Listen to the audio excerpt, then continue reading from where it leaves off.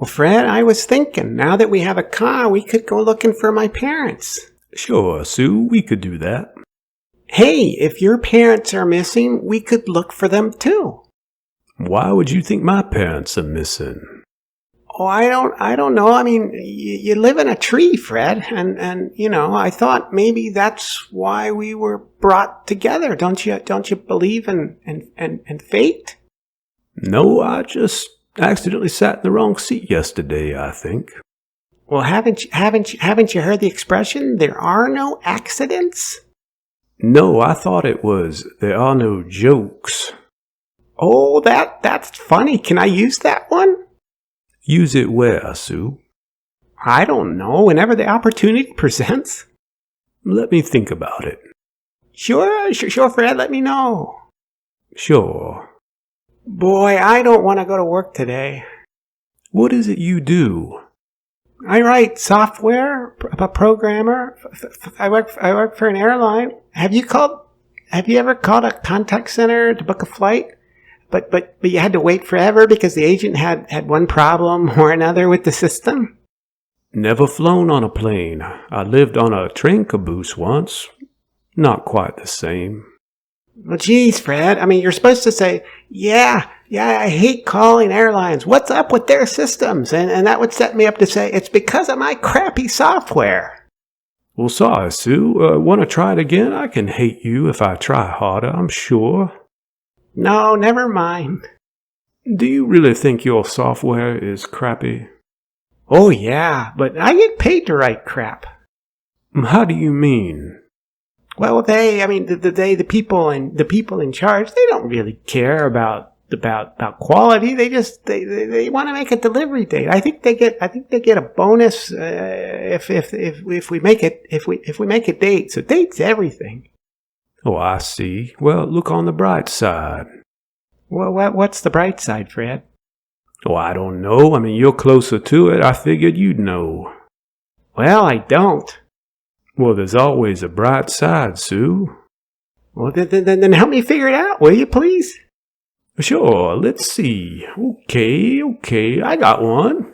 Let's say a customer is waiting forever, like you say, just gets fed up and hangs up on the phone. Maybe they book on a competing airline. Wait, that's the bright side? Well, hold on now, I'm not finished. So then let's say the flight she was trying to book, it ends up crashing into the ocean. Or maybe a mountain and a ball of fire. And everyone on it perishes. And she sees it on the evening news later, and she reconnects with God or Buddha or her sister Hazel. Whoever, it doesn't matter. The point is, she lives, she feels blessed, and so on. And it's all because of you. Yeah, I guess that's possible, but so fantastically improbable. I mean, air travel is very safe these days. There's all kinds of fail-safe. Plus, you just killed a lot of people. I mean, they could have used my software too. I mean, indirectly. So I killed them in effect. Well, that's a cynical way to look at it. Maybe some of those people were very evil, and they deserve to die. And I'm cynical? I mean, maybe they were saints on a rescue mission, some hurricane relief thing, or something like that. Well, evil people do good things sometimes, Sue. I mean, take John Wayne Gacy, for example. What did he do? Oh, you don't know his story? He dressed up as a clown for the kids. Oh, yeah, that is disturbing. Clowns can all die as far as I'm concerned. What good things did he do? What do you mean, Sue? Being a clown was the good thing. He was a notorious serial killer. You never heard of John Wayne Gacy? No, never. But you can't expect me to know every evil clown that's existed. Look, all I'm saying is I like a bright side where a plane doesn't burst into flames. Okay, that's a big constraint, but I like a challenge. Let's see. Okay, let's see. Oh, I got it. let's say she does stay on the line, and because they're both waiting for your software to render its results, the agent, fill in the silence, she starts some small talk, like the weather. Oh, I hate small talk about the weather there, Fred. Yeah, but see where I'm going here, Sue. They hit it off, and they arrange a date. ... They get married. ... Kids. A dog named Hank. Well, see, that's better. That's better. Very impressive. Well, thank you. Much obliged. But statistically, that there's a good chance in divorce, or that their kid is disabled, or lazy, or he has an annoying laugh. Okay, let's say they're lesbians and live in a country where lesbians can't marry, or they'd be flogged if they even discovered, so they would not get too close to risk hating each other. Yeah, I guess that works. You see, Sue, there's always a bright side. Well, okay, I'll try to remember that. Okay. Hey, did you say you used to live in a train carriage? I've heard of people living on yachts, but never a train car. It was a caboose, a red caboose. It was in disrepair, like myself. Did you never have a home, Fred? Not a conventional one. We can't all be conventional, Sue. So what's the deal? I mean, you live in a tree. You used to live in a caboose. Are you some kind of miser? I heard this story about an elderly woman who lived on the streets for like decades. And after she died, they discovered she was worth millions. Fred, are you worth millions? Oh, I wish. No, I just had a string of bad luck. Drugs? Gambling? Mental illness, self-medicated, alcohol. I gotta ask, are you crazy? Like some kind of delusional paranoia? Does it matter, Sue? Well, yeah, it kind of matters, Fred. I mean, you drive in my car, for all I know, into the desert where you plan to bury me alive. Also, well, you know. No, what?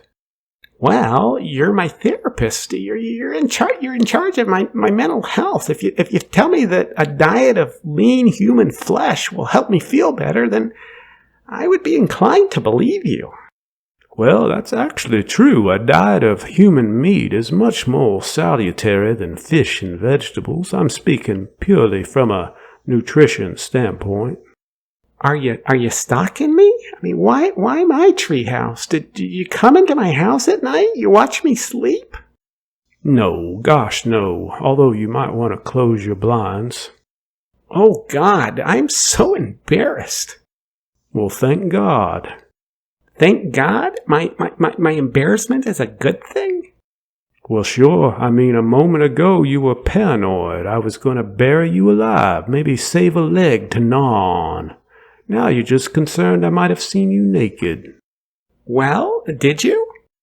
Maybe once or twice. Oh, God. Is that really a big deal, Sue? I mean, the world is dark to you. Why do you care what others see light reflect off of? Well, I don't want to talk about it. Hey, do you mind if we start our therapy session now? How do you mean? We've been in therapy the whole time. What are you talking about? We've just been talking. Well, that's what therapy is, Sue. Aren't we supposed to be talking about my childhood, traumas in my life? Sure, we can if you want. So tell me about your folks. Dad abandoned me when I was 10, Mom when I was 11. We talked about this yesterday, remember? Of course I remember, but I meant before they abandoned you. Were they pretty good parents up until about then?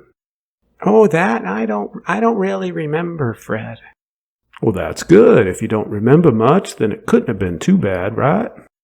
Are you sure? I mean, I heard somewhere that people often repress childhood trauma, some sort of protective mechanism.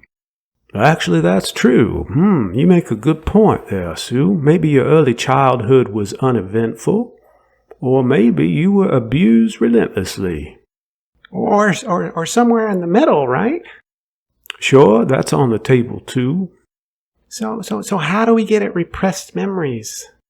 A familiar smell often triggers recall, which you should be really good at.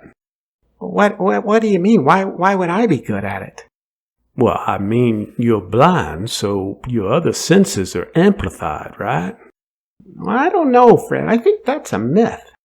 Still, you smelled me and thought of your dad. You want to smell me again?